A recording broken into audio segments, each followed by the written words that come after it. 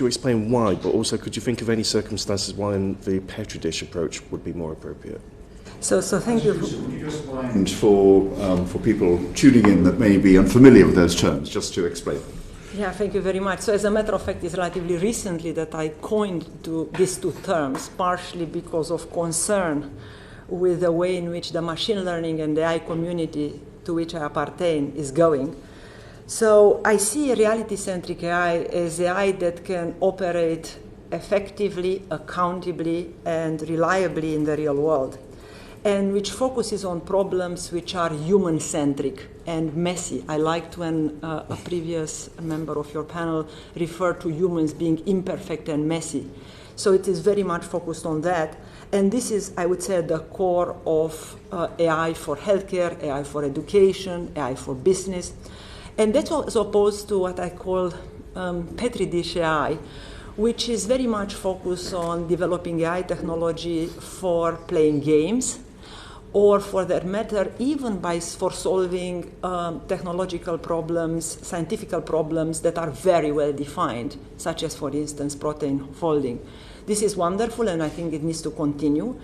But really, the world is not a game, a board of chess, or even of Go, because the reality is in these settings that we operate under complete information. Everything is known. The rules of the games are very well predefined. And the reality of the world, if we take something like the NHS, it is a complex, messy data. I would say often the environment is changing according to rules we cannot not really predict. Events such pandemics happen. Data is not the more the better, so I can play billions of games of Go and learn the game. I cannot reorganize the NHS billions of times.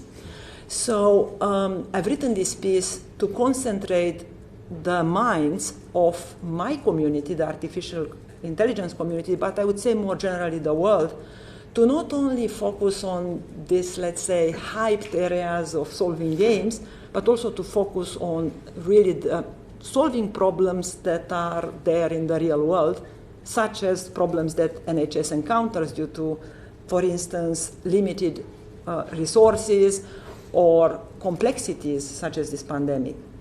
So Petri dish, just to